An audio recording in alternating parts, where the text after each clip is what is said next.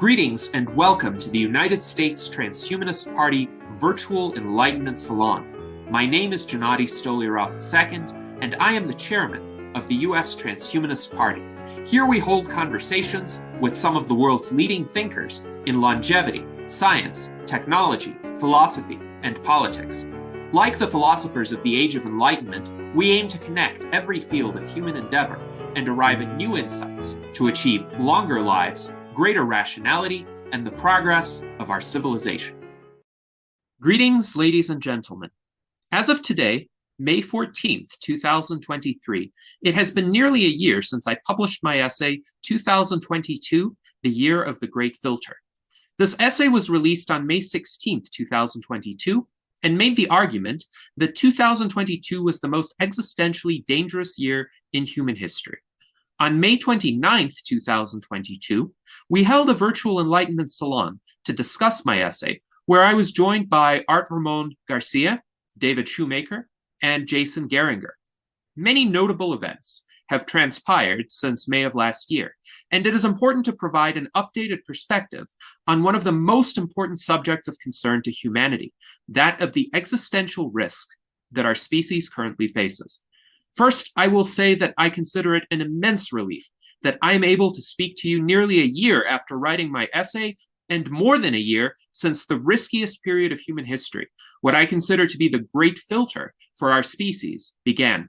We should all certainly be glad that we are all alive and able to participate in this salon.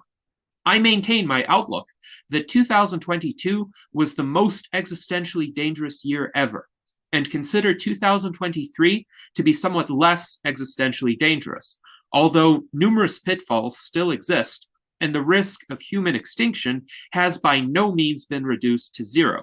In other words, we are not out of the great filter yet, although we have passed peak existential risk. Today's virtual Enlightenment Salon will consist of two components which provide two snapshots in time regarding my evolving views on the great filter. The first is a presentation that I delivered on September 10th, 2022 at the Vanguard Scientific Instruments in Management 2022, or VSIM 2022 virtual conference. Because the video recording of that presentation failed for approximately the first two-thirds, I had to reconstruct the presentation using the backup audio recording that I had captured, but all the slides are included as I had presented them. Of course, I hope that viewers will recognize that my comments in that presentation reflect the facts as they existed in early September 2022 and my outlook at that time. The second component of this salon will consist of my updated remarks that have the benefit of knowledge of the events of the ensuing months and how they influence the ebb and flow of existential risk. I will explain when and how we reached peak existential risk, how this level of risk subsided significantly, but why we are not out of the great filter yet. I have also arrived at a clearer understanding of what launched humanity into the great filter and what it would take for us to emerge from it, hopefully into the transhuman era of our civilization. With that, let us venture back to September 10th, 2022, from my perspective at that time. Gennady Stolyarov is a permanent, regular participant in our conference for many years.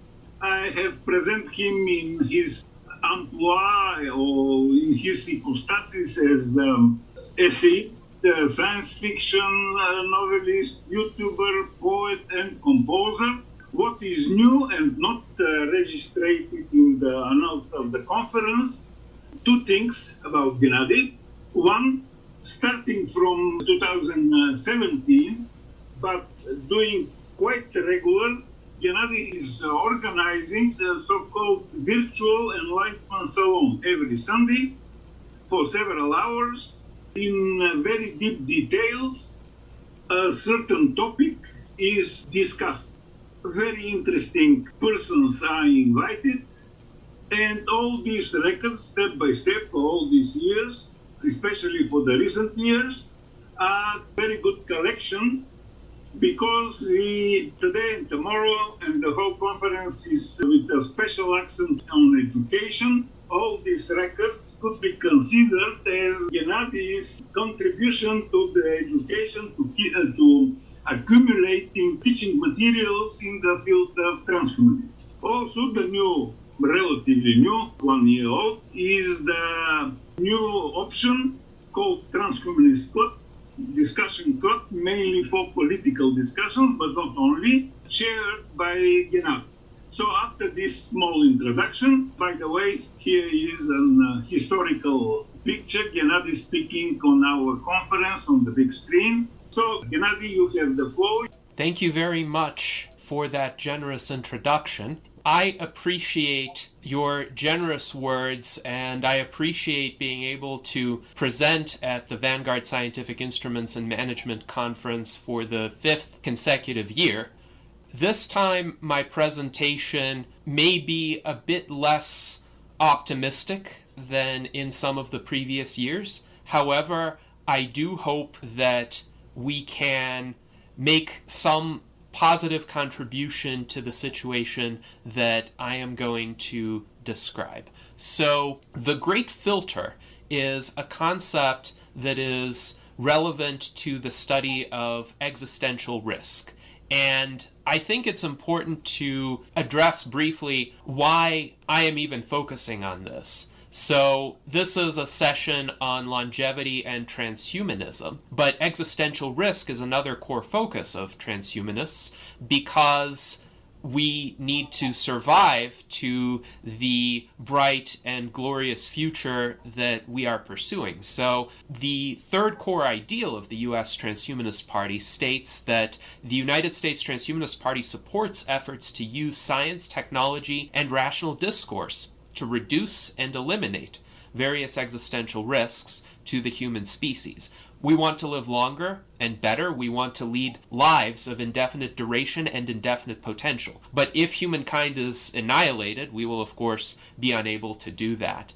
So, what is the Great Filter? This is a concept that was introduced by Robin Hanson, an economist very much with transhumanist sympathies, in his 1998 paper, The Great Filter, Are We Almost Past It? And here is what he wrote. Humanity seems to have a bright future, i.e. a non-trivial chance of expanding to fill the universe with lasting life. But the fact that space near us seems dead now tells us that any given piece of dead matter faces an astronomically low chance of bringing about such a future. There thus exists a great filter between death and expanding lasting life, and humanity faces the ominous question, how far along this filter are we? And I have a bit more of a precise answer to that question than what Robin Hanson puts forth in his paper, but that's because of recent events. Robin Hanson continues to write, the most pessimistic social scenarios are scenarios like massive nuclear war or ecological disaster. Such devastating war would likely need to be prior to dispersal across the solar system unless it could destroy our sun. It seems possible, though unlikely, that only 1 in a million worlds at our stage avoids such a fate. While even this would still leave most of the Great Filter to be explained in some other way, the prospect of such a possibility is a strong motivation for studying the Great Filter. So this possibility is essentially at the forefront of many thinkers' consideration when they are studying existential risk. And my argument, which I first formulated in May of this year, is that the Great Filter is now. We are currently living through the most dangerous period of human history. I explain my reasoning for this in an essay published on May 16, 2022, called 2022, The Year of the Great Filter. And I also held a virtual Enlightenment Salon on the subject with fellow U.S. Transhumanist Party officers David Shoemaker, Art Ramon Garcia, and Jason Geringer on May 29, 2022. So this is an extensive discussion. If you want to know about my reasoning for this contention, please read the essay and watch the salon. But what I posit in the essay is that there has never been a more dangerous time for our species before, and there will not be again if we survive this year. And why is that? it is because of this war in Ukraine, which has brought the world to the edge of nuclear calamity because neither side wishes to negotiate or make concessions. The Russian regime makes reckless nuclear threats. Western or NATO powers recklessly ignore them and continue to supply offensive weapons to Ukrainian forces, whose ideology favors recklessly dying for their country instead of prudently choosing to live for themselves. And the longer this war drags on with no clear end in sight, the greater the risks of unintended accidental nuclear escalation. So this was my thesis in this article, but I also wrote, the one ray of hope in all this is that I am firmly convinced that this is a unique, non-repeatable situation. If humankind can avoid extinction arising from reckless escalation here, then our species will never be in this much existential danger again, at least not from man-made causes. So this is an ambitious thesis, but I expound upon it in the paper. But today I want to focus on an updated view of the situation, because I discussed this at length during the first several months of the war, and we held another panel on reducing existential risk from the Russia-Ukraine conflict with such thinkers as David Pearce, Newton Lee, and David Wood, who is present with us today. And during that discussion, I estimated the probability of nuclear war to be around 10%. Obviously, this is a vague, imprecise estimate, and David Wood gave a different estimate. He said the probability is greater than 1 in 1,000, but likely less than 1 in 100. And over time, my subjective estimate of the probability evolved as well, and it both rose and fell. It peaked at around 15% on April 26, 2022, when at the now famous or infamous Ramstein Defense Conference, the NATO powers announced that their explicit intention in supplying weapons to Ukraine was to weaken Russia, not just to prevent Ukraine from being occupied. And the reason why that concerned me from the standpoint of the risk of nuclear war is that Russian military doctrine specifically states that nuclear weapons would not be used except if there's a perceived existential threat to Russia. So if there's an intention to weaken Russia, that could be construed rightly or wrongly as an existential threat. But now my estimate of that probability of nuclear war is a lot lower. It's around 0.4%. So it's within the range that David Wood posited during his remarks in March. And there are some overlaps between my reasoning for this and his, but the main points for why my estimate of the probability of nuclear war is quite a bit lower now are the following. First of all, time has passed. Just the fact that we haven't had a nuclear war in the past 6 months, and that the situation in Ukraine, although it's still terrible, has somewhat become more familiar to various governments, means there's less of a likelihood of a sudden overreaction from either side born out of a misunderstanding of the situation. Moreover, it seems that Vladimir Putin is not completely irrational, and that was a point that David Wood also made in his remarks, that there is an element of calculation for self-preservation in what Putin is doing. And this is evident in the fact that he chose not to escalate the war on various occasions when he could have. For instance, he has not yet declared a formal war on Ukraine. He has not yet instituted mass military mobilization in Russia, even though the fervent war hawks on his side have been calling for him to do so for months. After the last major Russian territorial gain, which was the capture of the city of Lysychansk in early July, he actually called for an operational pause instead of pushing forward. And he agreed recently with the government of Ukraine to a deal that was brokered by the government of Turkey to allow the export of grain from Ukraine, which is obviously a good thing because people in many countries were on the verge of starvation because these grain shipments were being held back. So it seems to me Putin is actually right now favoring a low-level conflict that allows him to remain in power rather than an escalation that could potentially destroy him. And on the U.S. side, it seems Joe Biden also personally does not wish to escalate the war, and one can interpret his remarks from the start of this unfortunate series of events to suggest this, even though there is a lot more hawkish sentiment within the broader Democratic Party. Biden actually seems to be a bit of a restraining influence, and he has a midterm election to contend with, and he needs to make his party palatable in the face of American public opinion, which has heavily shifted its focus on domestic concerns because we are dealing with record inflation over the past 40 years, scarcity of a lot of basic goods and services, essentially unaffordability of housing for everyone through the upper middle class, and what is almost certainly a recession in the United States right now. Furthermore, the leaders of France, Emmanuel Macron, and Germany, Olaf Scholz, have served as restraining influences. They have been consistent voices of reason in favor of a diplomatic solution. And finally, winter is coming. Starting at about October, the weather conditions, the terrain conditions, the mud on the dirt roads is going to make it very difficult for either side to make significant military breakthroughs. So all of this is reducing the probability of nuclear war. Right now, the status of the war in Ukraine is a stalemate.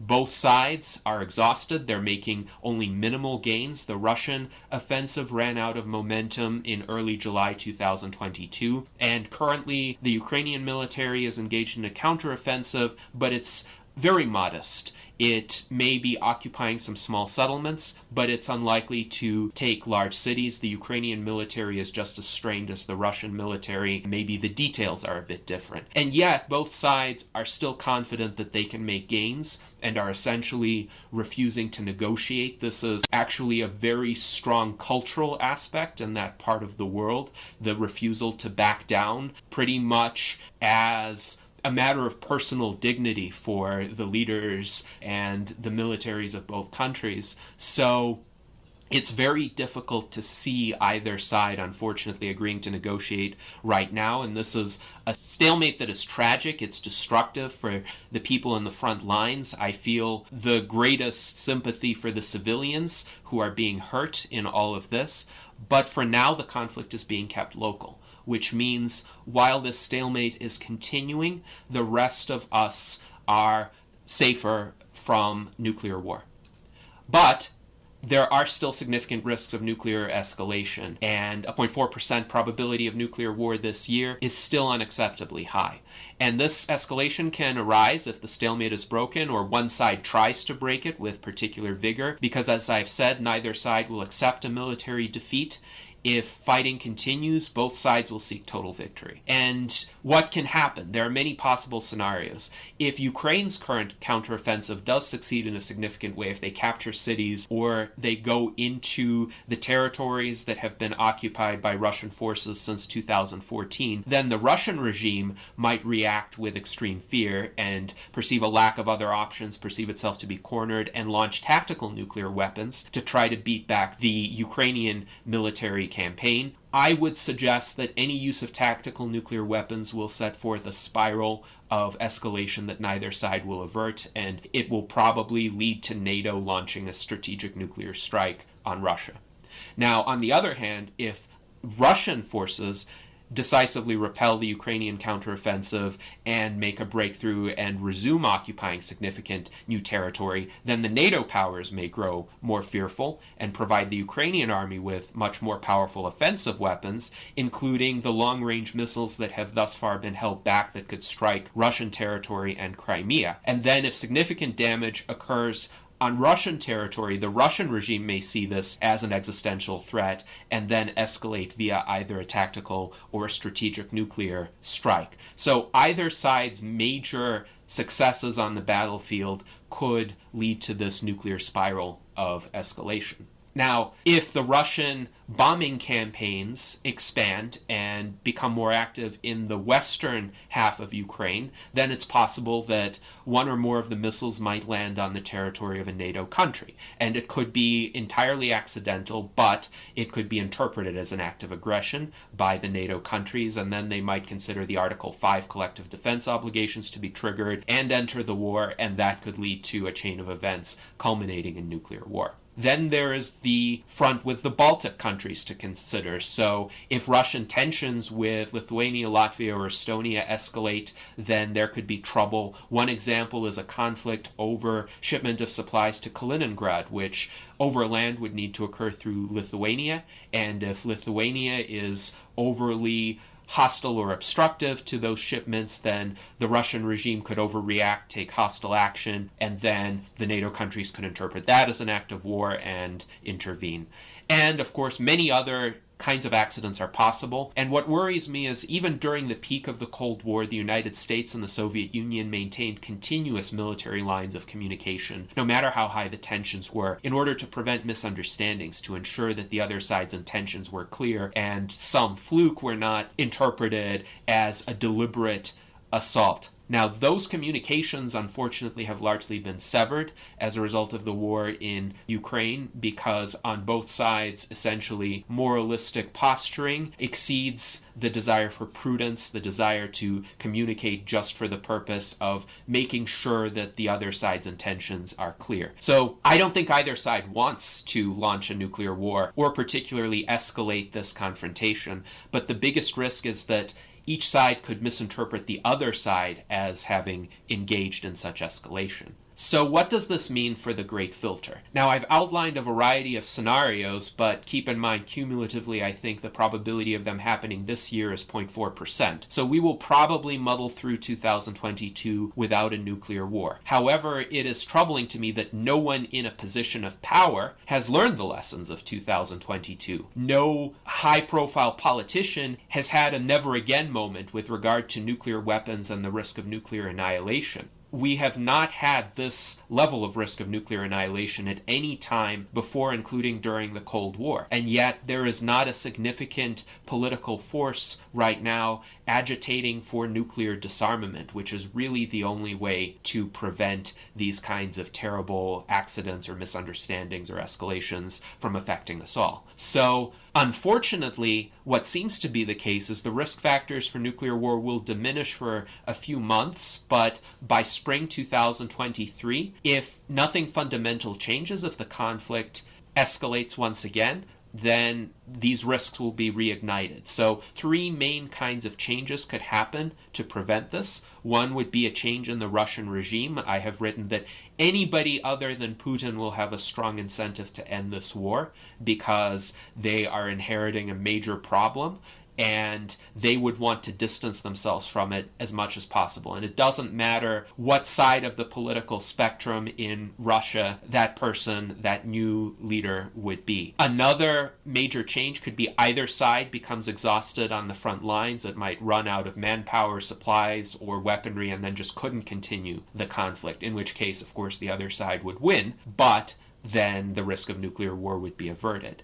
And then the third option, which I think is the best option, would be the position of the Western powers becomes substantially more favorable toward a diplomatic settlement, something that could end the conflict peacefully and allow both sides to save face and cease hostilities without feeling that their dignity, their pride, their major interests have been hurt in some way that's unsalvageable and unacceptable to them.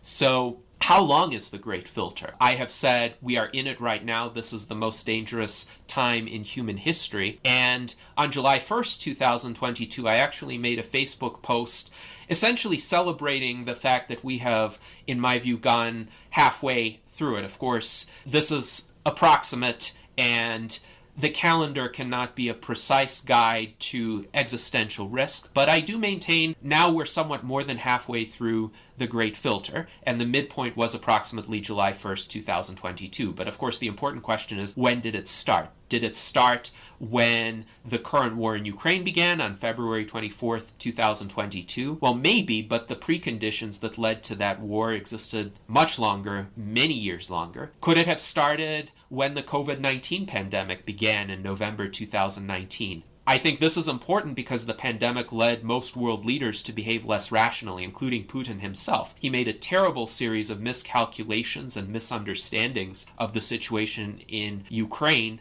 that were only possible because of how he isolated himself from voices of reason that could have told him otherwise. Also, the pandemic has led to episodes of collective insanity in many countries, including in the West. But again, the institutional rigidity and fragility that led to this lingering pandemic existed for much longer. So could the Great Filter have started earlier? Could it have started in 2017 when Donald Trump initiated a major nuclear buildup in the United States? And then in 2018, the Russian regime responded by unveiling the RS-28 Sarmat missile, which Putin keeps boasting about. And yet, to make that kind of buildup happen, the infrastructure had to have been created many years earlier.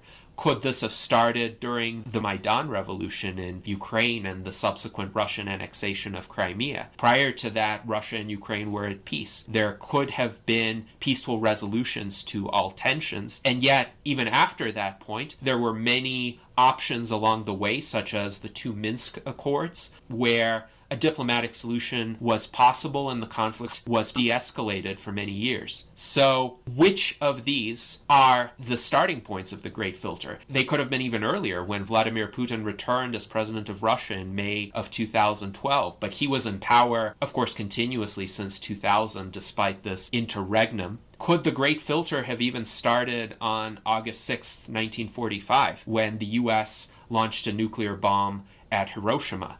And that essentially inaugurated the era of existential threat due to nuclear weapons. Perhaps we never really emerged from the Great Filter during that time. We were just lulled into a false sense of security. But the counter-argument to that is diplomacy was able to reduce nuclear stockpiles by about sixfold on both the US and the Soviet Union and then Russian side in the 1980s and 1990s. So when will we emerge from the Great Filter? That's another question. Will it be next year? Will it be 2025 or later? If the Great Filter started with the bombing of Hiroshima, could we emerge from the Great Filter only as late as 2099, perhaps? Or is there no particular year? Do we have to absolutely abolish all nuclear weapons before this great existential danger is lifted? So these are open questions. I'd be curious, what do you think? Are we in a Great Filter of long simmering existential risk, or sharp acute existential risk, which would be great now but may pass quite soon? That is an open question, and I would invite your thoughts. But in the meantime, what can transhumanists do? Unfortunately, there are not that many of us compared to the rest of the world. We have not had enough societal or political influence to prevent this chain of events. And most of today's geopolitical global dynamics are driven by ideas, currents that are the opposite of transhumanism: primitive tribalism, nationalism, or atavistic Cold War thinking. The progress of transhumanism as a movement, unfortunately, was particularly derailed by the COVID-19 pandemic, both its immediate and insidious long-term effects because of how the pandemic has lingered. The pandemic has resulted in societies being driven more by short-term considerations and techno-pessimism.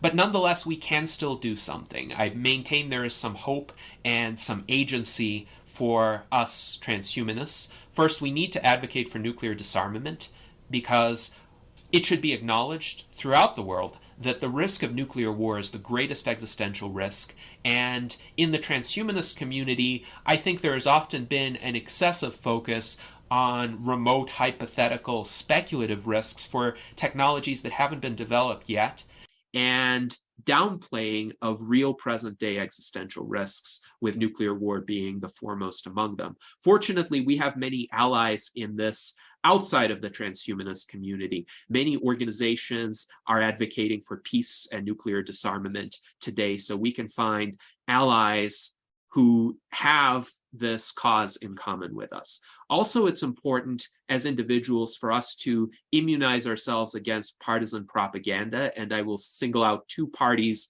in this conflict that have engaged in particularly alarming propaganda. Those are the Democratic Party in the United States and the Conservative Party in the United Kingdom. So by identifying these, I hope I've made it clear that this is not a left-wing or a right-wing partisan analysis, this is a critique of the ruling parties, the parties who are currently in power, who have an incentive to place the populace on a war footing, as is often the case, in order to distract the population from domestic problems that are directly affecting people, like inflation, material scarcity, the unaffordability of everyday necessities.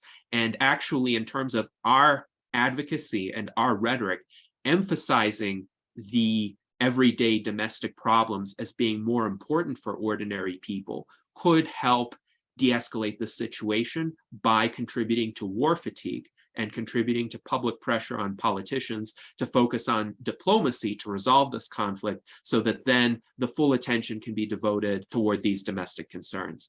We also, as a movement, need to build up our internal infrastructure. We in the transhumanist community and adjacent communities have many world-class thinkers, many of whom are present here today, but organizationally, we're spread quite thin. We just don't have a whole lot of manpower, a whole lot of capacity to implement prominent public-facing projects. I maintain that our movement largely has the correct ideas already, and we have a lot of literature, a lot of videos, a lot of resources for people to access. At least these ideas are much better than those that dominate the status quo, even if we may have some internal disagreements or areas for further progress. But what we need, I would suggest, are about 15 rigorously trained implementers, people who will work tirelessly to instantiate those ideas in highly visible ways and in a coordinated, systematic fashion.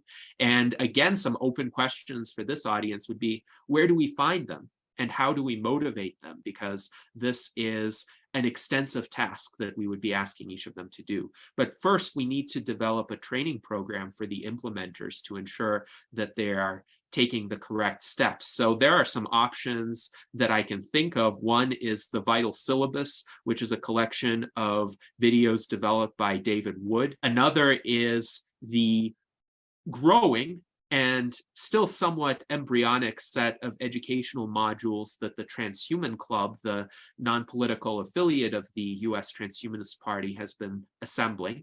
Also, as Angel, Professor Marchev, pointed out, excerpts from the US Transhumanist Party virtual enlightenment salons are going to be quite useful if people watch our recordings, and it would be nice to create shorter video segments focusing on specific ideas, specific subject areas. But we also need to continue engaging in broader theoretical discussions and integrate them with analyses of current events, artistic and cultural creations, roadmaps, and regular status updates on how various emerging technologies are advancing. So we need to make progress on many fronts. We need to do it fairly quickly. This is extremely ambitious, and it is an open question, once again, how soon can it be done? So my closing thought before I entertain questions is that transhumanism is still ultimately the solution to existential risk. And our movement has the ideas to lift this cloud, this potential nuclear cloud over our species, but we need to build up our transhumanist movement quickly and systematically to increase the probability of emerging from the Great Filter. And I would encourage anyone who wants to help in this task to join us to help make a difference from anywhere in the world. You can go to the Transhumanist Party website, transhumanist-party.org/membership, or you can go to the Transhuman Club website, transhuman.club, where you can sign up to be a member and take advantage of the many interesting features that we are building there. We have a forum that is specific to the Transhuman Club. We have artworks, animations. We have a gallery where you can view videos of past virtual enlightenment salons and many other customizable features of this website. So thank you very much, and I would be happy to take any questions. Can you hear me? Yes. Yeah, okay. I will have to take over a little bit the moderation right now. So thank you for your talk. And yes, it is time for questions, of course, from the online audience and also from the offline audience. So time for questions. And by the way, when we say questions, we mean basically remarks, comments, and also all sorts of feedback. This was an outstanding talk, and I want to thank Gennady for putting an uncomfortable topic before us. I think we transhumanists need to become able to confront these uncomfortable topics, and it is true there are very serious issues posed by the situation in Ukraine. I just want to start by saying there aren't points of agreement, and I think, as Gennady also emphasizes, there are two questions here. One is what should happen with regard to Ukraine, and second, what are the slightly longer term implications in terms of should we be campaigning as a transhumanist movement for disarmament? I have slightly different views on both cases with Gennady, but I won't take up too much of the time here. There's probably longer topics. I think situation has changed since February and March when this was first discussed. One, we have learned that the Russian military situation is much less competent and much more corrupt than we previously thought it. Secondly, we have learned that NATO and EU are surprisingly more unified in terms of their response than was expected. I thought it would fragment, but it has remained reasonably together. And third, it's clear that there is significant unease in large parts of the Russian society, including many of the oligarchs, with what is happening. So I don't actually think this will continue much longer. I read things on the ground slightly differently. I think the Ukraine counter-offensive has a lot more promise. It's been done very cleverly. It's a bit like when the Allied powers in the Second World War wanted to invade France, and D-Day landings, they heavily leaked that they were going to land in one particular place beside Calais, and that was to cover up the actual strong landing on the Normandy beaches. It's one of the greatest deceptions in military history and was key to the successful D-Day landings. It seems that Ukraine have done something similar recently. They have misled the Russian political leadership and military leadership, and they have started to counter-attack. So I read the current situation in Ukraine a bit differently. But the broader question remains, how do we de-escalate a world in which there is an existential risk from nuclear weapons? I see the risk is not nuclear weapons per se, but the combination of nuclear weapons and dangerous leadership.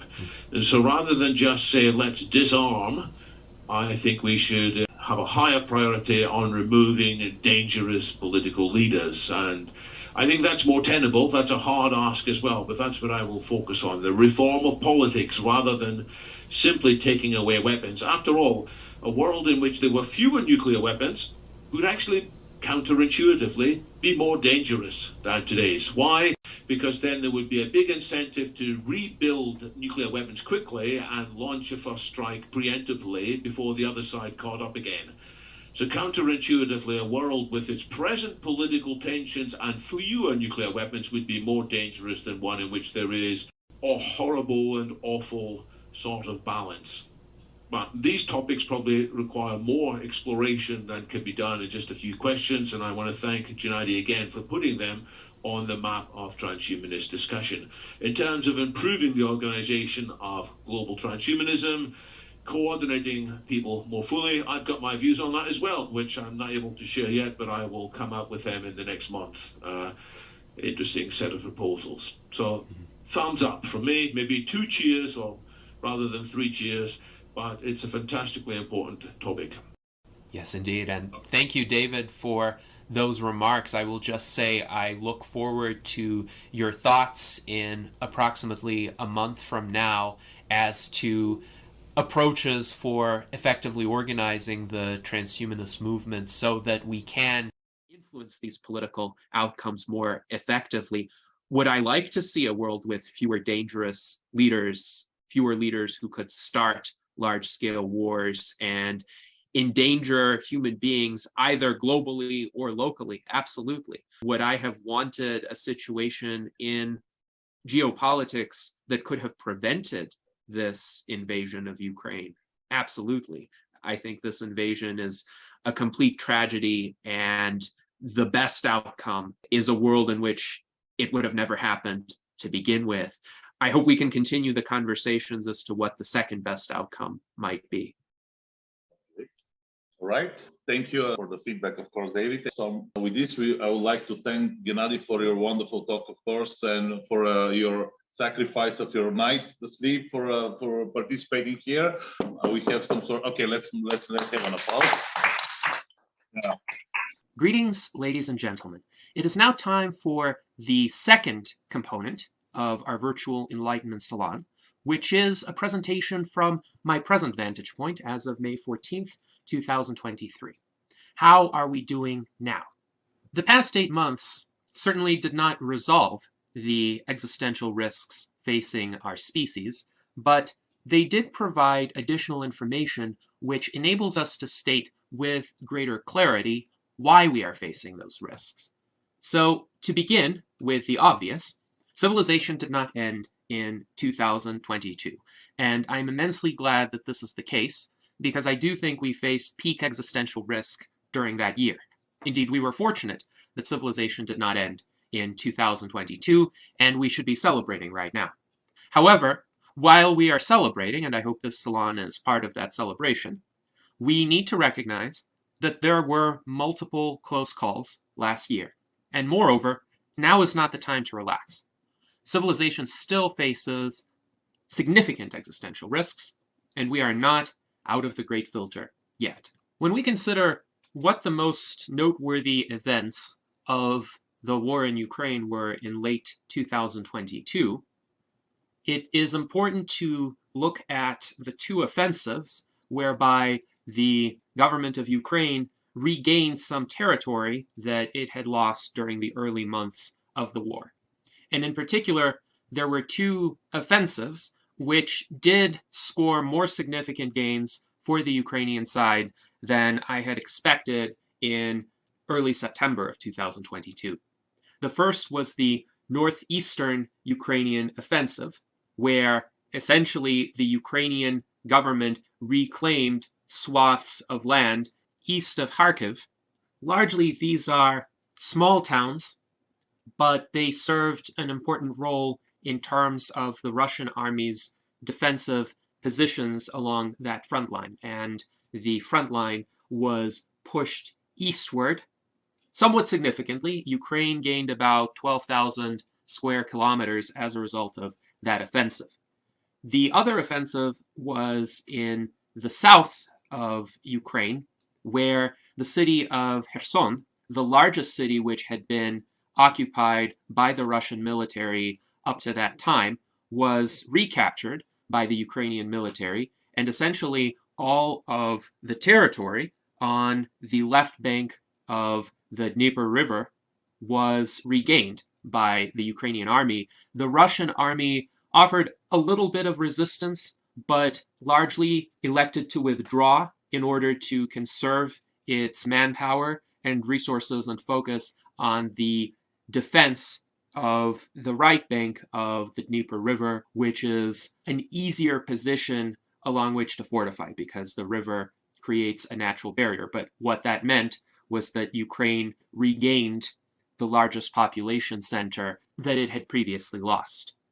So these developments are along the nature of conventional military advances.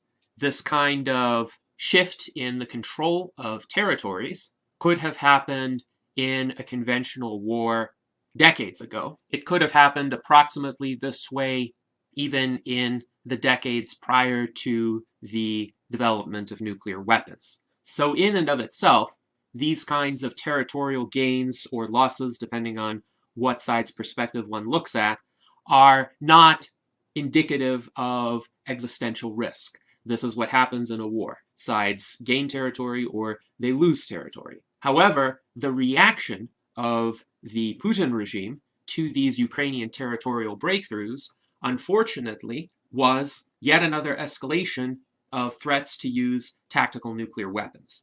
And it's important to keep in mind that these threats were not immediately focused on Western countries. They were not immediately threats of a strategic nuclear exchange.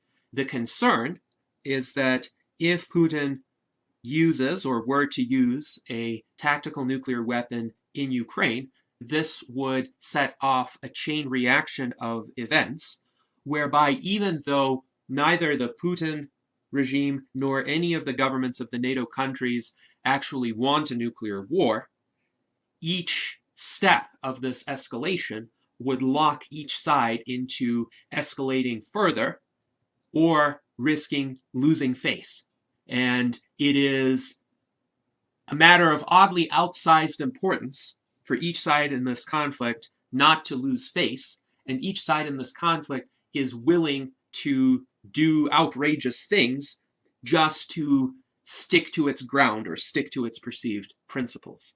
So the very threat of the use of tactical nuclear weapons, whether articulated overtly or even implicitly, is greatly troubling because of its potential to set off this uncontrolled chain reaction. On October 7th of 2022, Max Tegmark of the Future of Life Institute published an article on the Less Wrong website. Less Wrong is Eliezer Yudkowsky's initiative, and it is a blog, a community that is focused on existential risk issues. I do not always agree with Yudkowsky. Indeed, I greatly disagree with him regarding existential risk from AI. But Less Wrong is a very prominent hub for discussion of existential risk. And like the Future of Life Institute, it deserves to be taken seriously. And Max Tegmark's analysis was quite insightful. His article was called "Why I Think There's a 1 in 6 Chance of an Imminent Global Nuclear War." And he characterized the probabilities as follows. There was, at the time, a 30% probability of a tactical nuclear strike by Putin, essentially as a desperate reaction to the Ukrainian territorial gains. If that tactical nuclear strike occurred, there would be an 80% probability of a forceful NATO response. So instead of trying to negotiate or back off, NATO would escalate. And after that forceful NATO response, of course, Russia would retaliate in turn, and there would be a 70% probability of a runaway escalation that would lead to the extinction of human civilization. So if you multiply 30% by 80% by 70%, you get a 16.8% probability of a nuclear war at the time, which was slightly greater than 1 in 6. And that's essentially like playing Russian roulette. And of course, Max Tegmark was advocating for de-escalation, and it makes sense to advocate for de-escalation, especially in light of such a high probability of the destruction of our civilization. He did receive a lot of pushback on Twitter for his article, but here's what he had to say about the social media responses. He wrote, "Many Twitter responses to this post have conflated nuclear de-escalation with capitulation or appeasement. Conversely, not all escalation has military value. For example, goading Putin to escalate with Moscow car bombing or viral video taunts is arguably against the national security interests of Ukraine and the West. If you're generally opposed to de-escalation, I'm curious as to which of the following escalations you don't want both sides to stop. 1. Nuclear threats. 2. Atrocities. 3. Assassinations lacking military value. 4. Infrastructure attacks lacking military value, e.g. the Nord Stream sabotage, which most likely was done by the US to destroy the Nord Stream pipeline to deny Russia the economic leverage that it had previously of providing natural gas to Germany and other countries in Northern Europe. Shelling the Zaporizhia nuclear power plant, which, by the way, Russian forces were stationed in, so there would be no way they would be shelling their own military positions. It was the Ukrainian army that was shelling the nuclear power plant. Or 6, misleading disparagement of de-escalation supporters as unpatriotic or appeasement-seeking. And this, of course, is a very low type of tactic in discourse. If you disagree with someone, brand them as essentially an enemy of the country, a traitor, a collaborator with the enemy. This is what the worst of wartime propaganda consisted of throughout history. And it is astonishing to me these days that people who call themselves liberal or progressive have resorted to the very same tactics that they have rightly criticized the US government for engaging in during World War I and World War II, where anybody who was opposed to the military draft, for instance, was labeled a subversive, or even, say, people with Japanese ancestry who had lived in the United States for 2 or 3 generations were labeled as enemies and put into concentration camps simply because they had something in common with the enemy. If you're opposed to war, if you're opposed to risking the lives of your own country's people, if you're opposed to the destruction of the lives of people in other countries, and if you're opposed to all of the damage to property, infrastructure, trade, if you're opposed to the erosion of the possibilities for mutual gain that exist in peacetime, you're not unpatriotic by expressing that kind of opposition. Indeed, it is quite likely that you're looking out for the best interests of your country, that you want your country to prosper, that you want your country to grow and flourish, instead of risking the destruction and the expenditure of both human lives and material wealth. Furthermore, if you're concerned about existential risks, if you're concerned about the future survival of humanity, you're not repeating Putin's talking points. Putin is one of the parties responsible for this existential risk. He is one of the parties making these nuclear threats. If you're trying to call out the danger of this, you're actually on the other side of the issue. You're trying to find a way to defuse or counter those threats, or lead humankind into a world where those threats are not realized. And there is a need for a very thoughtful, pragmatic, strategic series of decisions that could be made in order to neutralize those threats. In my view, peak existential risk was reached during the months of October and November 2022.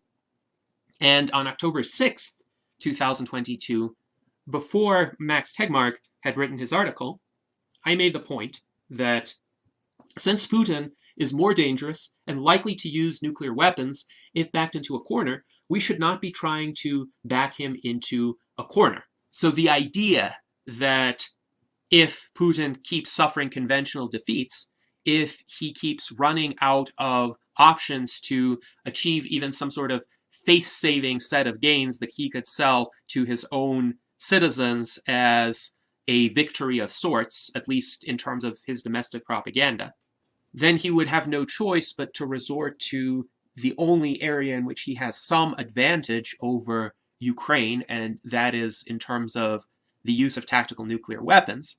This is an insight that has often been repeated in Western mainstream media.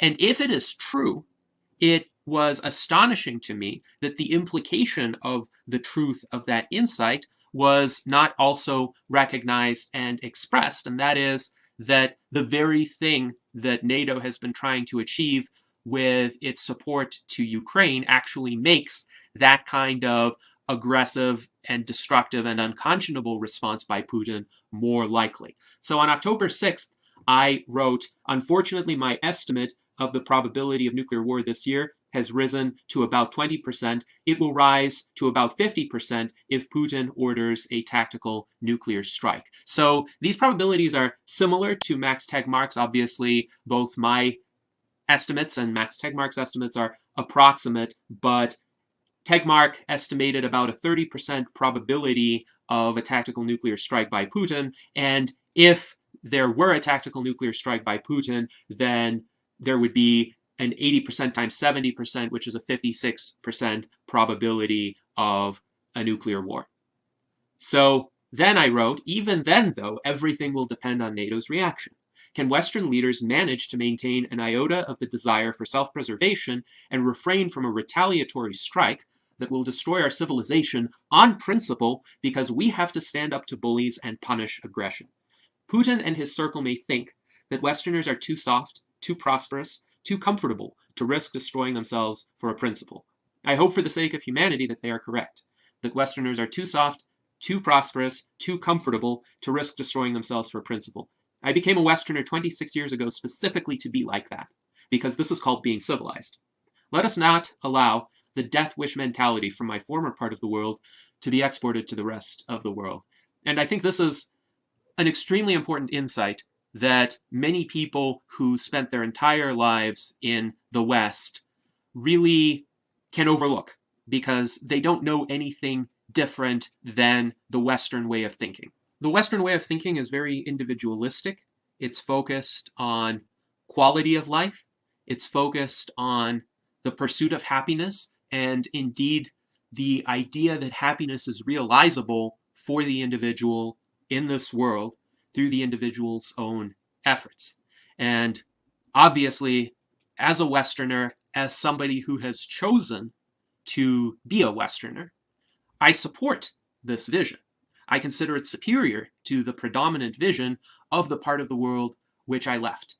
Unfortunately, in Eastern Europe, throughout history, there has developed a very different view of the individual as being expendable for a collective good, for the greater good of a fictitious national or ethnic entity. In reality, of course, Eastern Europe has been a massive battleground and ethnic mixing pot for centuries. So any sorts of divisions along national or ethnic lines are invented, and they are the result of somebody's geopolitical or economic or other power ambitions. So to be willing to give up one's life for the defense of this fictional ideal, this abstraction, is a very common mindset in Eastern Europe, especially among young men who have essentially been brainwashed by cynical elderly leaders and also by the cultural influences of their entire societies, which are essentially built along the lines of this self-sacrificial mentality. They have been brainwashed to surrender their lives for what are perceived to be great heroic deeds for the defense of whatever it is that they're defending. But in reality, these are futile struggles that keep recurring time and time again, and they don't lead to anything except the perpetuation of those kinds of struggles. There is a very peculiar sense of machismo and intransigence among young men in these Eastern European cultures, and of course, it's all inculcated by a small cadre of older and cynical leaders. And the idea that it is a greater shame to make concessions of any sort than it is to die a heroic death is one with which the mythos of these Eastern European cultures is rife. If you look back at stories from World War II of child soldiers who suffered horrible tortures and deprivations and who ultimately died in the face of the Nazi advance, but they did not betray their motherland. That's the kind of ethos that is quite widespread. And it was dormant for a while because World War II was so devastating that about 2 generations that grew up afterward with memories of the devastation of the conflict essentially had a never again attitude. But unfortunately, a lot of these people have now grown old. Many have died, but all of them are essentially out of politics and cannot make decisions anymore. So the next generations that have come of age and come into positions of power have lost that historical memory and have returned essentially to the default entrenched culture of death and self-sacrifice that exists in that part of the world. Note that I'm not singling out the Russian or Ukrainian side here because the culture of death that I'm referring to is very similar between the two of them. Again, over the course of centuries, these cultures were so intertwined, and of course people fought one another, they fought external invaders, and this intransigence, this mentality that pride is more preferable than life, and that the abstract ideal that one is fighting for is more preferable than mundane individual prosperity and happiness. That is a common thread that motivates a lot of the people who have any sort of ideological investment in that conflict. And it's not enough for a side to be allied with the West, like Ukraine is allied with the West right now in this conflict, for it to shake the influence of this centuries-old ingrained culture of death. It would take decades. It would take new generations growing up in a westernized, liberal in the sense of classically liberal society in order to adopt different mindsets. And really the only way to do that now for people from that part of the world is for them to emigrate to different, more prosperous, more peaceful parts of the world, which is why I have always been recommending to my Eastern European acquaintances, if you want a better life, if you want a life free of the incessant turmoil and war and dictatorship and oppression of that part of the world, you have to leave. There's no other choice. You cannot reform those societies from within. You will just get stuck in the quagmire.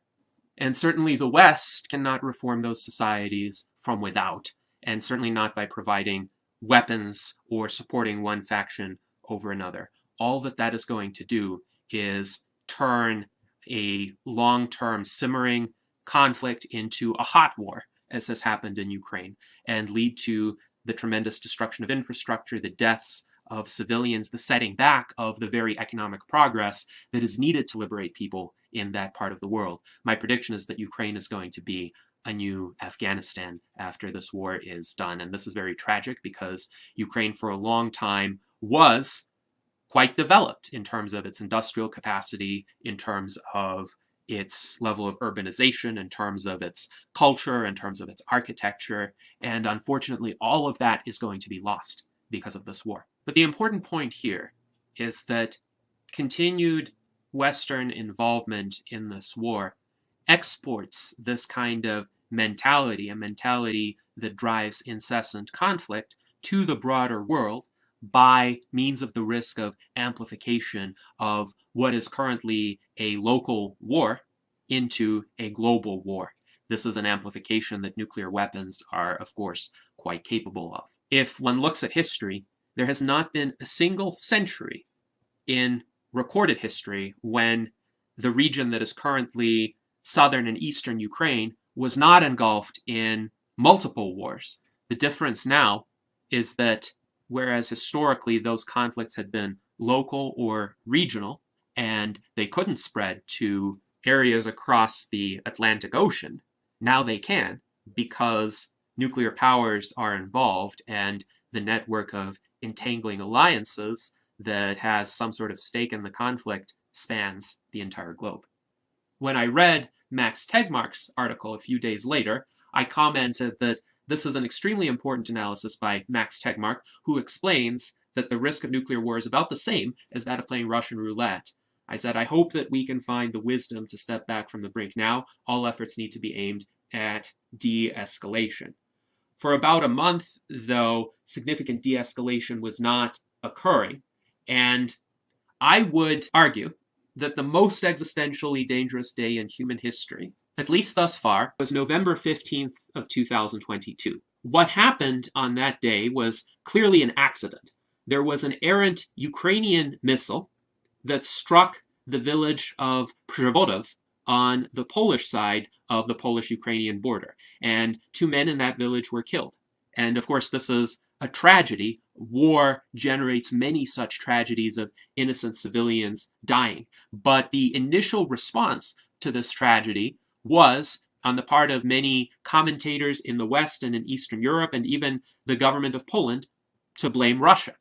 They didn't think at first that it could have been anything other than a Russian missile that fell across the border, even though, of course, Russia had signaled that it was not at war with Poland, it was not going to attack NATO countries, but nonetheless, a lot of these commentators didn't care that even if this could have been a Russian missile, this was most likely an accident. This was seen as enough of a trigger to call for activation of Article 5 of the NATO treaty and essentially try to punish Russia for this perceived transgression. Fortunately, as I had intuited before, it seems that the Biden administration doesn't really want to actively escalate the conflict. They clearly want to help Ukraine. but they do want to keep the conflict within the bounds of a war on Ukrainian territory rather than extending to the NATO countries and triggering this collective defense obligation pursuant to Article 5. So the Biden administration actually served as a voice of reason in response to this accidental missile attack. And the US intelligence agencies therefore conducted an objective investigation and figured out that, yes, this was an errant Ukrainian missile. The Ukrainians were firing missiles to try to deflect Russian attacks, and one of those missiles misfired and went across the Polish border.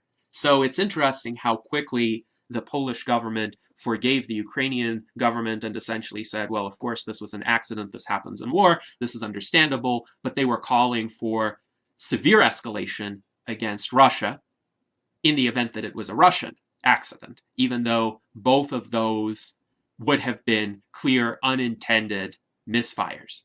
Now, I reiterate, neither of those scenarios would have been a good scenario, because two people dying in any situation, people who are completely innocent, is a tragedy. And it shouldn't have happened, just as this war should not have happened.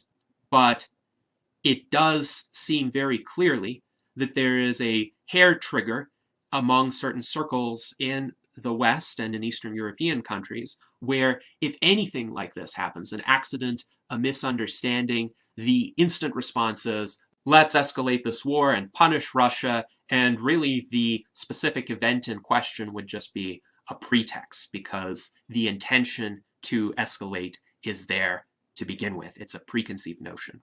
And I'm not exaggerating here. I very quickly found actual comments by seemingly fairly ordinary readers of Western publications about the Przewodów incident, and I didn't have to look very far. I want to emphasize these comments are not cherry-picked from a large number of articles. They appeared at the top of the very first article that I saw on this incident from Newsweek magazine. This was an article by Andrew Stanton called World War III Concerns Flood Twitter After Russian Missiles Reportedly Hit Poland. And of course, I saw a lot of similar comments in my Twitter feed. Again, I did not have to dig for these. I did not have to look very far. They were right there in my face. This reader, Troost, wrote, at a minimum, NATO needs to take out the Russian launch site or risk appearing a paper tiger. Through satellites and radar, NATO knows the launch site source of said Ork missiles. By the way, Ork is a derogatory, now seems to me ethnic slur that Ukrainian nationalists use against Russians because they think that Russians are not fully human, and they compare the invasion of Ukraine by Russia to the invasions of the orcs in Lord of the Rings.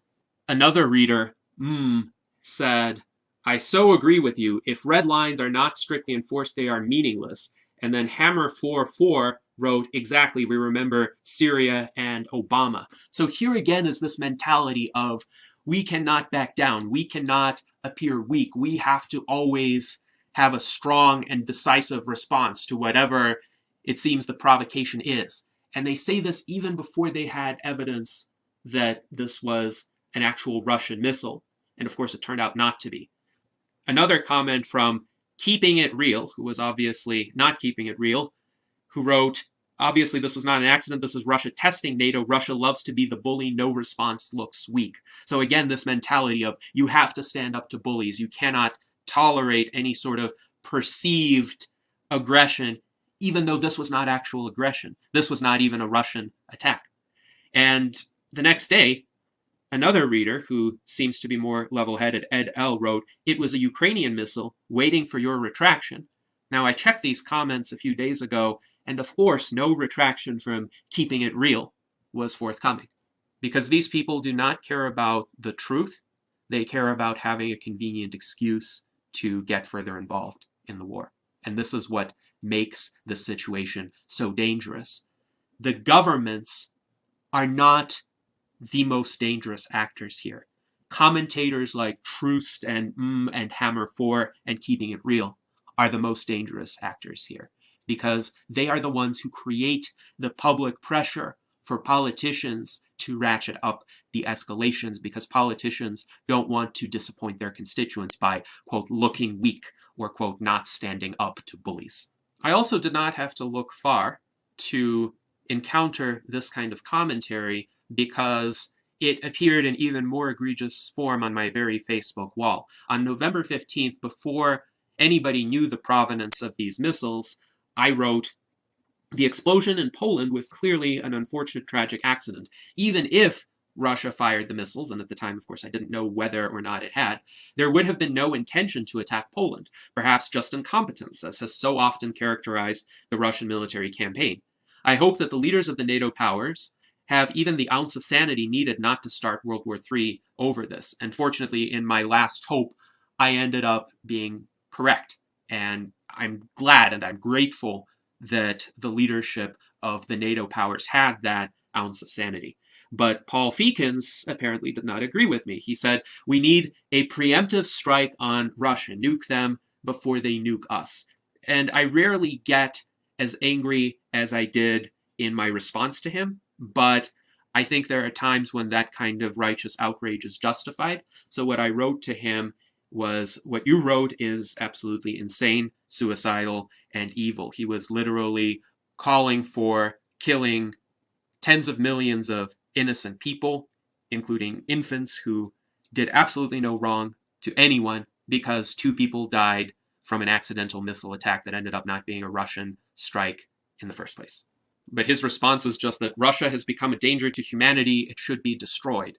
And this kind of totalistic commitment to destroying, quote, the enemy, this is the mark of every sort of fanatical, suicidal type of movement throughout history, where essentially there comes to be such an overarching obsession with the hatred of the other, the demonization and dehumanization of the other, that one would stop at no extremes to destroy the other, even if it means destroying oneself. And clearly, if Paul Feekins' recommendations had been followed, we would have all been dead.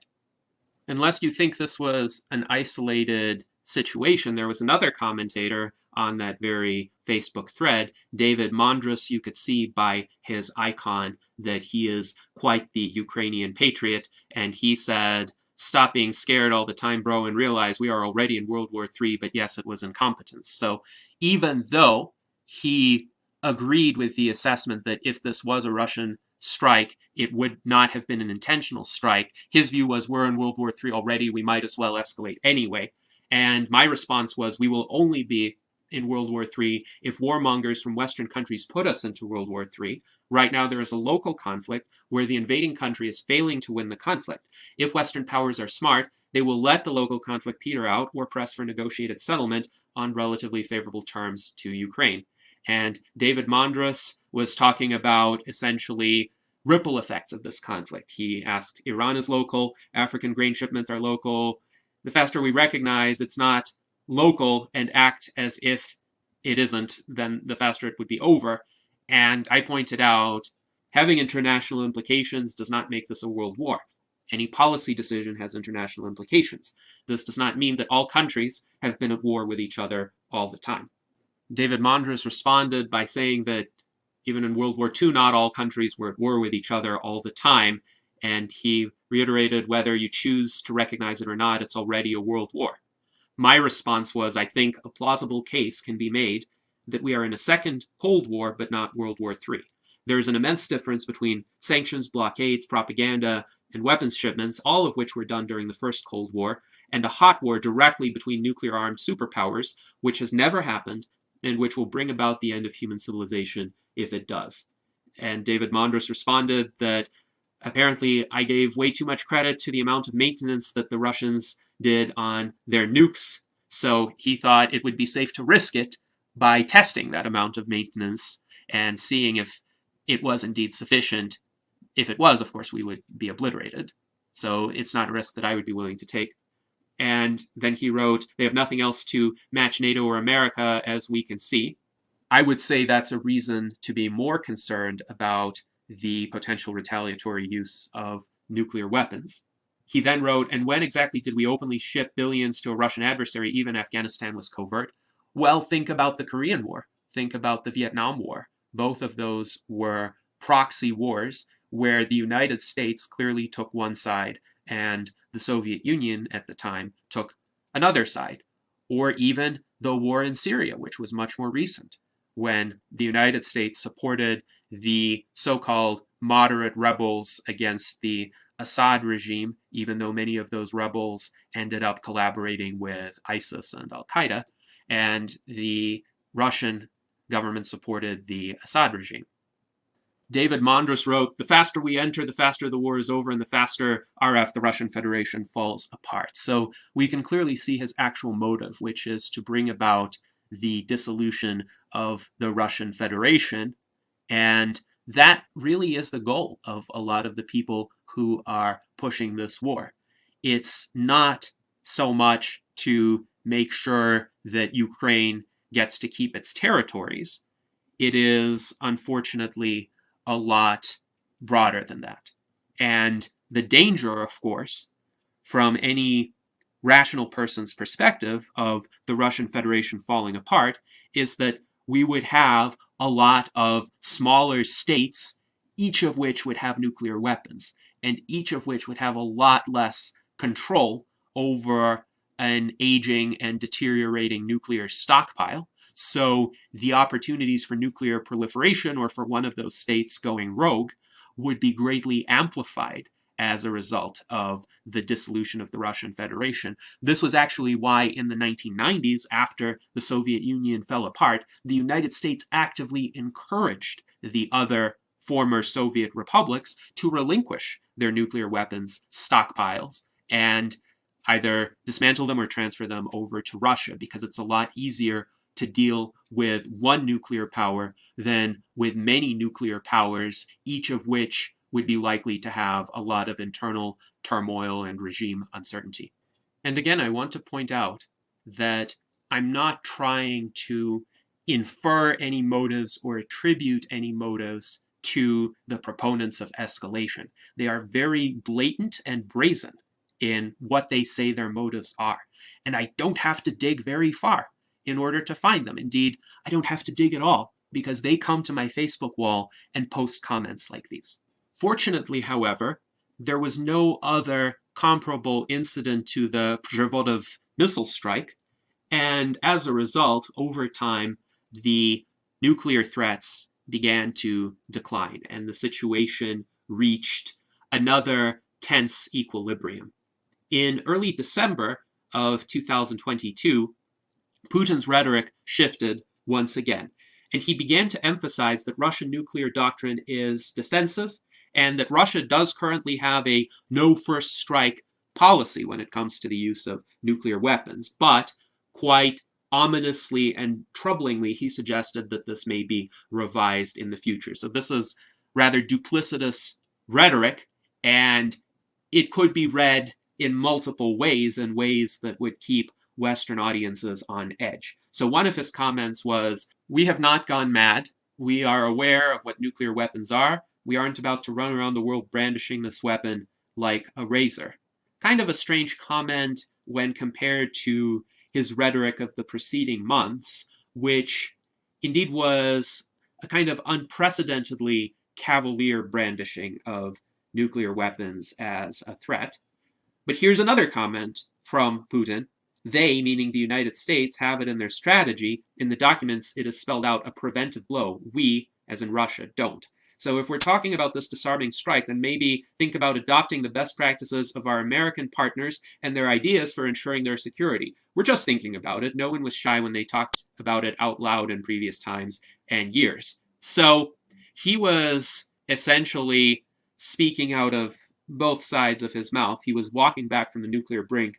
He was saying essentially, well, we're not mad enough to make these nuclear threats right now. However, in the future, we're going to reserve more options for ourselves, including a preventive nuclear strike. And I think this rhetorical point was intended as a veiled threat to keep us on edge. But there is a reason why he's able to get away with that, and why this disconcerting rhetoric has a point.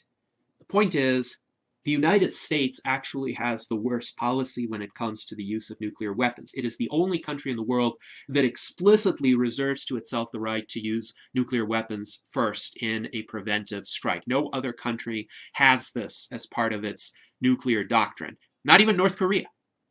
China doesn't even have its nuclear weapons deployed and in a launch-ready state, so there's no way that China could launch a first strike. And there are some countries like Israel, for instance, that deny that they even have nuclear weapons. So obviously they wouldn't have an explicit position on whether or not they would use a preemptive nuclear strike. The United States is the only country that has such an explicit position in its doctrine. And this is a barbaric policy. This essentially says we reserve the right to inflict mass destruction on another country first before that country launches a nuclear attack, and sometimes even before that country launches a conventional attack. This is an aggressive policy, and it needs to be repealed, absolutely. The United States cannot legitimately or consistently put itself forward as any sort of moral example when it is the only country in the world that relegates to itself the prerogative to use mass destruction first. I think no first use would be a minimal concession to humaneness. Of course, I and the US Transhumanist Party advocate complete nuclear disarmament, even unilateral nuclear disarmament if multilateral disarmament cannot be achieved. But at the very least, if you have nuclear weapons, promise not to launch them first without any sort of inkling of a nuclear strike being launched by the other side.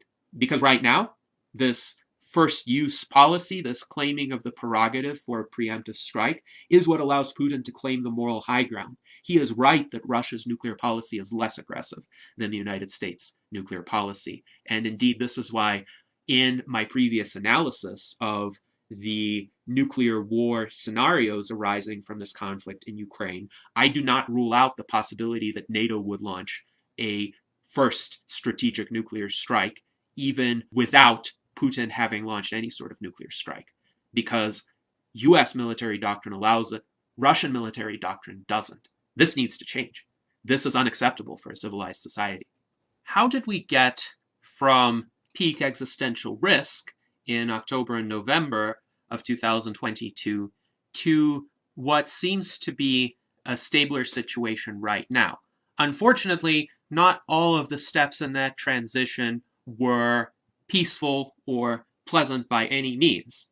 It is just that Putin chose a different way of responding to the Ukrainian territorial gains. In particular, in October 2022, Putin's regime launched devastating airstrikes that were primarily aimed at the civilian infrastructure of Ukraine. So taking out power plants, taking out the water supply, taking out residential infrastructure. So these massive airstrikes have been devastating to the civilian population of Ukraine and to everyday life. But primarily, they were an act of desperation. It was because Putin couldn't achieve his objectives on the battlefield. Of course, initially, he wanted to capture Kiev in 3 days, and that obviously did not work out. He wanted the war to conclude as quickly as possible so that he would incur minimal enmity from the civilian population of Ukraine while still being able to replace the government of Ukraine and essentially place the country under very strong Russian influence. So failing to do that and failing to defeat the Ukrainian military in conventional battles, he sought to undermine the ability of Ukraine to wage this war. And this is more of a total war strategy than the Russian military has previously utilized. This is Putin's revenge as well. I'm sure there's no small amount of frustration at all the setbacks that have been incurred in recent months. And unfortunately, as is usual in war, innocent civilians have suffered the most from this kind of approach. And in the short term, Putin may think that he is undermining the ability of Ukraine to wage this war, but in the medium to long term, he is stoking a lot of hatred from the people who see the devastation of their cities, whose family members are killed and maimed, whose lives are turned upside down. And of course, quite understandably, these people are going to react with hatred, and they're going to have some motivation to fight back, or at least they're going to harbor some long-standing resentment. So in the long term, it is always a strategic defeat to engage in this kind of destruction. But as usual, Putin doesn't understand this. This entire war has been a major strategic failure for him. But in the course of these airstrikes, Putin has been able to somewhat even the odds in the near term of this conflict. The Ukrainian counteroffensives in the northeast and in Kherson have been successful in late 2022, but Ukraine has not been able to capitalize on the momentum of those offensives, and the war again largely stagnated along the new front lines. And we are once again in a World War I trench warfare type of situation. It's still quite tragic on the battlefield because thousands of people die in the attempt to claim a few meters of land.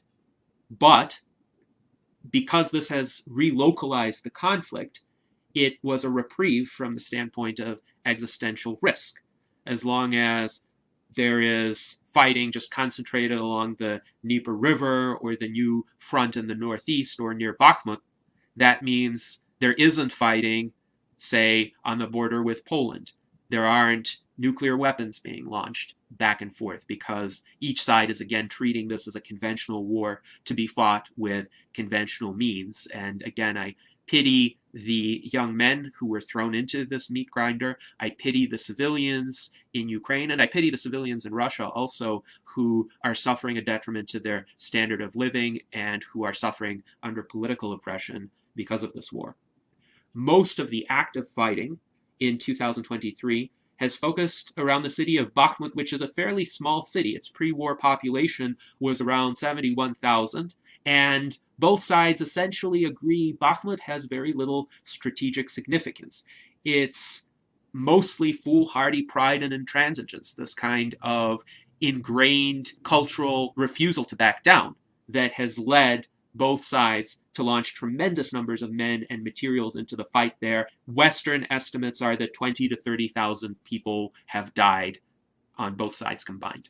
On the Russian side, the Wagner mercenaries, which largely now are comprised of former prisoners who have been recruited to fight, are doing the bulk of the fighting in Bakhmut.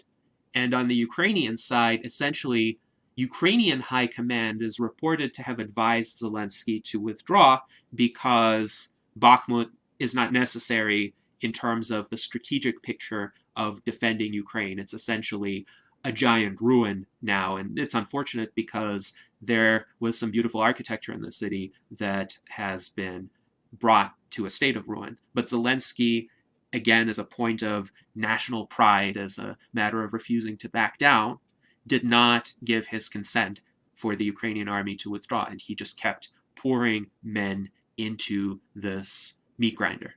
Keep in mind, by the way, that both Russia and Ukraine are relying heavily on conscripts right now. Russia has had 2 major waves of military mobilization, and a lot of the seasoned troops have been killed or maimed. So inexperienced recent civilians are doing a lot of the fighting in addition to the prisoners who are fighting among the Wagner mercenaries. But Ukraine's mobilization was more draconian than Russia's. At the very start of the war, the Ukrainian government prohibited men between the ages of 18 and 60 from leaving the country. And a lot of those have now been drafted. The Ukrainian military has greatly increased in size, but as you can imagine, these inexperienced troops on the Ukrainian side are also going to have a difficult time and have also been dying in droves. So this has been a horrendously bloody war on both sides. And I pity the soldiers, just as I pity the civilians, because many of the soldiers recently were civilians themselves, and they were forced into this fight for no discernible benefit to themselves or their families. As I had anticipated in 2022, there would essentially be a lull in the war until the spring of 2023, that is, right now. And it is possible that the war may enter a more heated phase. Now, at the time of my September 2022 presentation, I pointed out that there could be some factors that could make a peaceful resolution more favorable if by the time of spring 2023, either side had become exhausted and did not see a military path forward, or if there had been regime change in Russia, or if there had been increased pressure from within Western countries to end this conflict. But none of those factors have been realized yet, unfortunately. And both sides have been bled significantly of men and materials, but they maintain enough of each that they are unwilling to make any concessions. Each side still thinks it can just win this war outright, and they're willing to persevere through the meat grinder for a while. So a major Ukrainian counteroffensive at this time would increase existential risk because it would rapidly shift the balance of the conflict and could lead to significant Russian escalation in response. Now, for the last two Ukrainian counteroffensives, to some extent, the world was lucky that the Russian response ended up being conventional rather than a tactical nuclear response. But we don't know what the Russian response would be this time. But of course, a key question in all of this is, will this Ukrainian counteroffensive even happen? Often it is the case that the more something is talked about in the media and in the social media posts as being imminent, as some big thing that is absolutely going to happen, and it keeps on being imminent for months, the more that is the case, the less likely that is actually to happen. And at this time, there is conflicting information. Curiously, it is the Russian military bloggers who are claiming that the Ukrainian offensive has already started, while the Ukrainian authorities are downplaying it, and some will say, well, they want to have an element of surprise, an element of secrecy, so that the general public doesn't have a clear expectation of exactly where the offensive is going to occur. But Zelensky himself made an interesting comment on May 11th, 2023, quite recently. He said, with what we already have, we can go forward and I think be successful, but we lose a lot of people. I think that's unacceptable, so we need to wait. We still need a bit more time. And in this case, I actually think Zelensky is telling us the truth.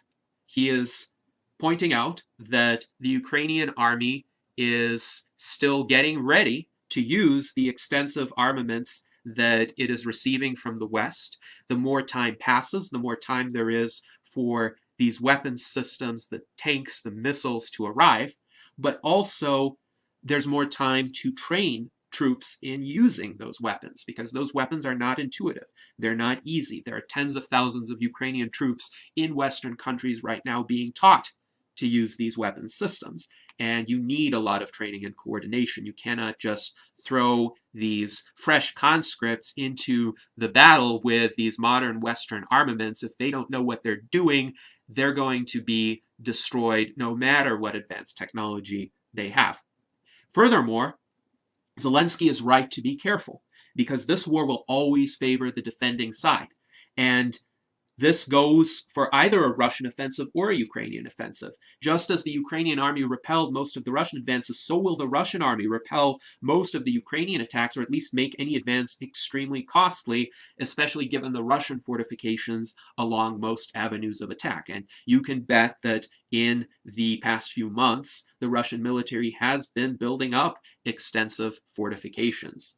But just as a rapid counteroffensive and shifting of the balance of this war would have increased existential risk, a delay of the Ukrainian counteroffensive is good for reducing the existential risk, because a delayed, scaled down, or very slow-going Ukrainian counteroffensive means a greater likelihood that Putin will want to keep fighting the war through conventional means instead of escalating to a nuclear conflict. If it's a matter of which side will gain a few hundred meters on a particular day, well, that's a question that could be addressed by sending more men and materials to the front line and just continuing to fight in a conventional capacity.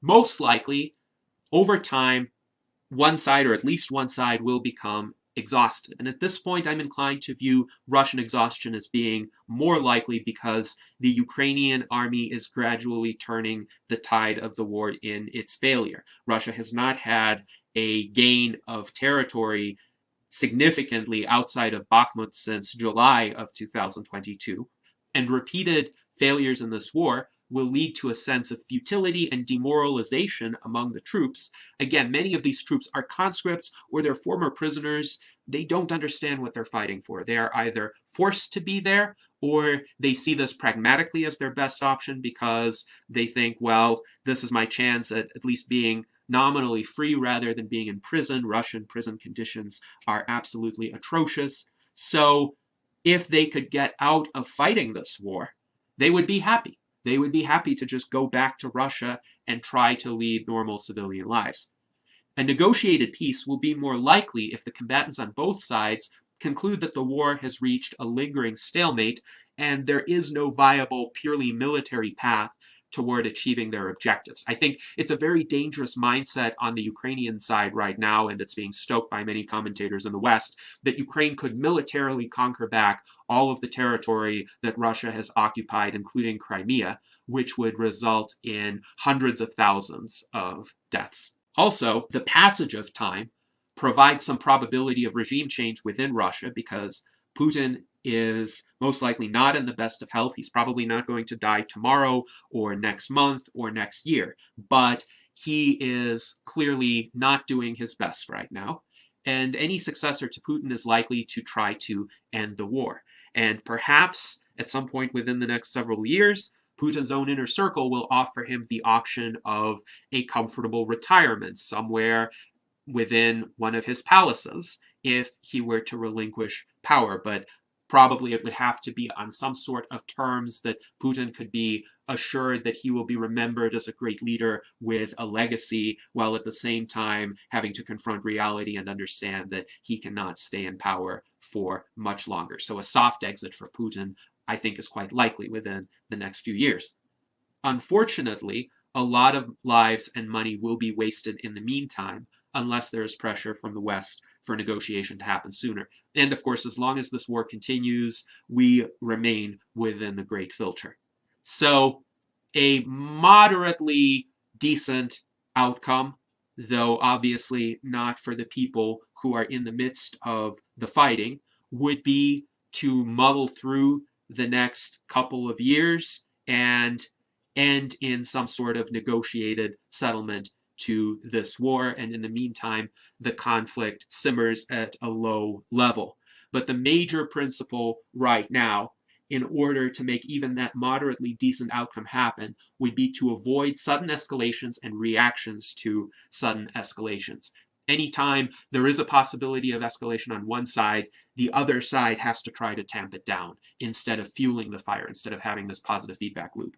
The most dangerous people right now are the commentators in the West and in certain Eastern European countries where there is a long-standing history of tensions with Russia, calling for all-out escalation of the war because they think that way the war could be ended quickly with a total defeat of Russia. And we've seen some examples of those comments. You don't have to look far to find them. They will come to your Facebook wall if you become too outspoken in the minds of certain people about this conflict. But we can affect the public discourse. We should not, at this point, restrain ourselves from trying to be voices of reason, trying to be voices in favor of peace and de-escalation, because the future of humanity depends on it. Now, of course, a broader set of questions arises in terms of this revised analysis, because it's clear that the Great Filter did not start with Putin's invasion of Ukraine. The most existentially risky phase of the Great Filter began then, but the fundamental cause of humankind entering the Great Filter, in my view, was the COVID pandemic.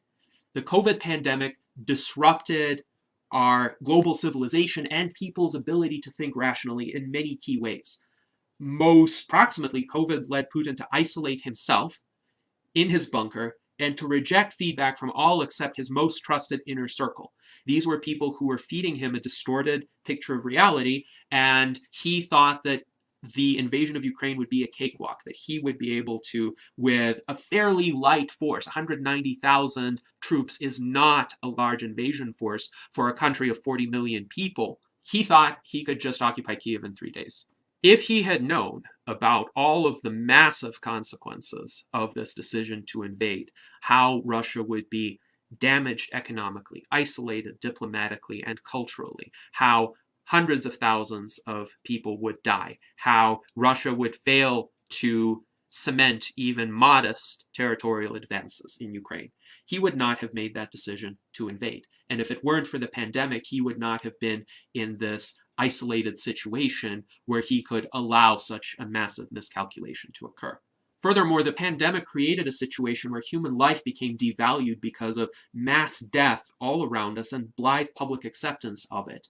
As has been said, the death of a single individual is a tragedy. The deaths of millions are a statistic.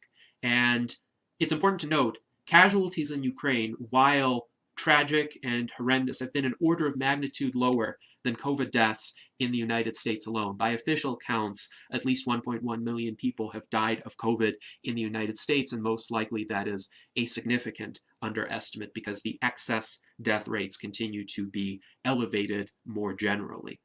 So if people have been desensitized to millions of people dying in their own country, of course they're going to be desensitized to hundreds of thousands of people dying halfway across the world. Disrupted supply chains were a major outcome of the pandemic, and this has led to mass shortages of goods. This has led to inflation. This has led to scarcity of labor because a lot of people are sick. They have long-term health consequences. They have long COVID, and they're not satisfied with some of the working conditions in the midst of this pandemic. A lot of these changes have also normalized suffering because everybody is going through some sort of major disruption due to the pandemic. And thus, Western populations are more inclined to tolerate further deprivation when they're told that the war in Ukraine will result in more shortages, it will result in more inflation, it will result in energy scarcity. Well, they've learned to deal with that.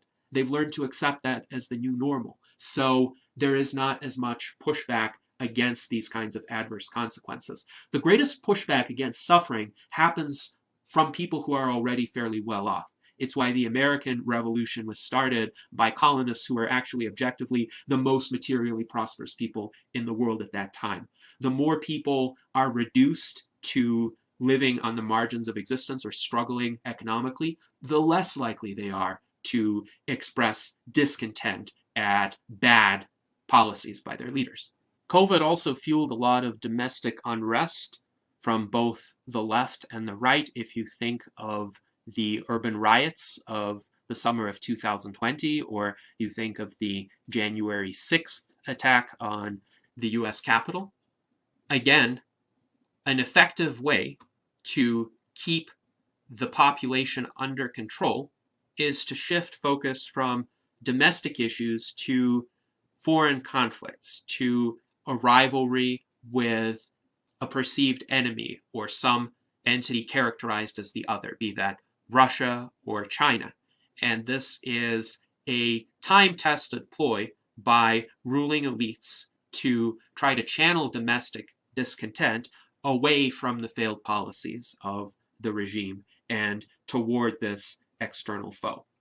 Furthermore, the pandemic has entrenched zero-sum thinking because of the trade-offs involved in responding to the pandemic. It seemed with every policy choice that could be made, some people were going to suffer either in terms of harms to their health or economic harms. And so this pandemic normalized the acceptance of collateral damage from policy decisions more broadly. And hence, right now, a lot of mainstream politicians in the West really don't care that innocent civilians die from this war. They talk blithely about the very real human suffering that is inflicted, and they talk about the need to support Ukraine or stand up to bullies, but they seem to ignore all of the civilian deaths that occur, or at the very least treat those deaths as an unfortunate but necessary outcome.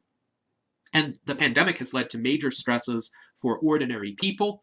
Every single day, there is some sort of emergency that needs to be addressed in a mundane context, which means there's less time and energy to develop long-term actions, for instance, to organize protest movements against involvement in the war. Contrast that with the Second Gulf War in the mid-2000s, when there were massive protests across the United States against the US's decision to be involved in Iraq, even though the active phase of that war concluded much more quickly than the active phase of the war in Ukraine, which is still ongoing.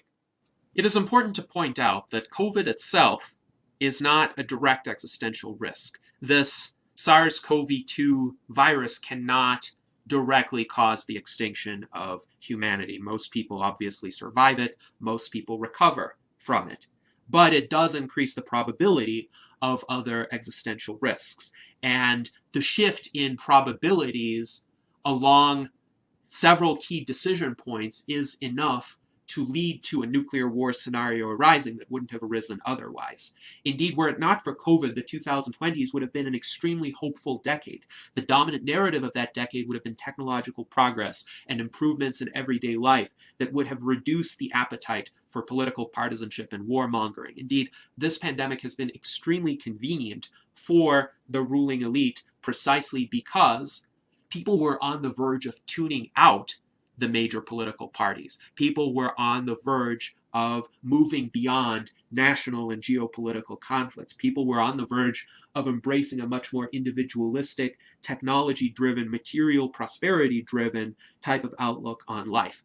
And the immense suffering inflicted by the pandemic, the outsized role of the political response to the pandemic, essentially thrust us back into a mid-20th century mindset with regard to the role of government, political parties, and geopolitical rivalries. The COVID pandemic has a lot in common with the Antonine Plague in the Roman Empire, which began during the peak of the Roman Empire's power and prominence and prosperity around 165 CE, the early reign of the Emperor Marcus Aurelius.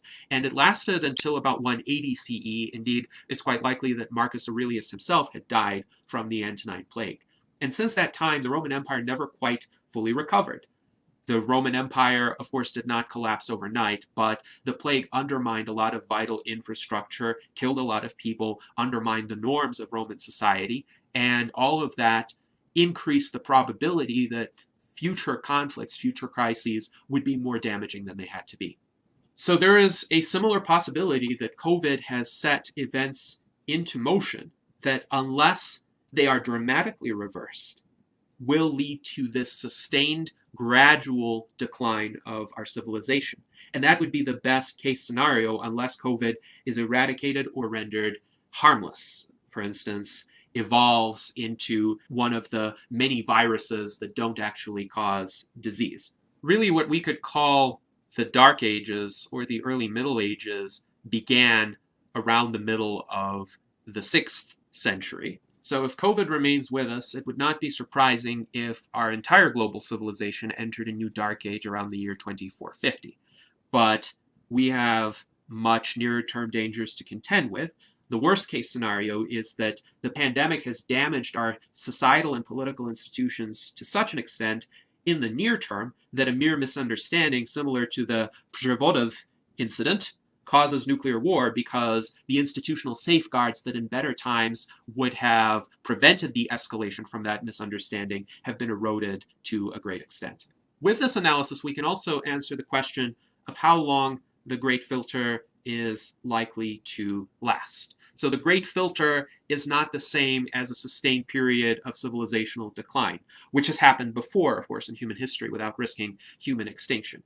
The acute period when the risk of human extinction is historically highest, I think would be much shorter. So if the COVID pandemic began in November 2019, and the midpoint of the Great Filter was in July 2022, which I still think it was, then we might be able to emerge from the Great Filter by March 2025 or so, if nothing catastrophic happens in the meantime. Again, that's not to say emerging from the Great Filter would prevent long-term civilizational decline. It would just enable enough new norms to set in that we wouldn't be faced with an imminent danger of nuclear war. But even that is not guaranteed. The following preconditions would need to be met. We need to get out of this pandemic. And the development of a universal vaccine for COVID that is robust against all variants is an important step of this. This universal vaccine wouldn't necessarily eradicate the virus because the virus could still spread among animals, but it would offer lasting protection for humans so that we don't have to fear the breakthrough infections that occur after the current vaccines. The problem is this virus mutates very rapidly, and all of the current vaccines target the spike protein of the virus, and the spike protein is the component that mutates quite rapidly. Also, a cure for long COVID is essential to prevent mass disability among previously healthy people. The most dangerous aspect of this pandemic to the long-term future of our civilization is precisely the long COVID aspect and the increased probability of contracting long COVID from repeat infections, including mild infections. So there is a very real risk that people who were previously healthy with no underlying conditions, who could have been quite productive, could catch mild cases of COVID repeatedly and therefore become disabled in a significant way and have significant cardiac health issues and other health issues arising from what feels like a common cold during the acute phase. This is what makes COVID so scary, and this is why so many people fail to appreciate the true extent of the damage done by this pandemic. Of course, a negotiated peace in Ukraine, an end to this war, is necessary to emerge from the Great Filter, as well as de-escalation of tensions between the United States and both Russia and China, because it would certainly do us no good if we managed to somehow settle the situation with Russia only to engage in similar escalatory tendencies with China a few years in the future. It would also be nice for the US to adopt a no first use policy toward nuclear weapons. I have stated before, this is a moral imperative for a country that wishes to consider itself civilized and renounce the possibility of inflicting mass civilian casualties just to satisfy some perceived geopolitical ambitions. But of course, the best scenario would be one of worldwide nuclear disarmament. That would take out the number one existential risk facing humanity today, and what I consider to be the number one existential risk in all of human history, because this is a uniquely dangerous era that we live in, where our destructive capabilities so far outpace our moral and institutional safeguards. I think it is important for all of us to keep in mind that COVID and death are our enemies, not humans from other countries, and we need to be fighting the correct war here. This is a humorous illustration that I created after the federal emergency for COVID-19 was lifted, essentially satirizing this notion that the pandemic would be over just because federal authorities declared it to be over, as if all of these coronaviruses would come out with white flags and surrender. And yet, we do need to be treating death and disease as our enemies. And all of this focus on weakening Russia and China is a distraction from that.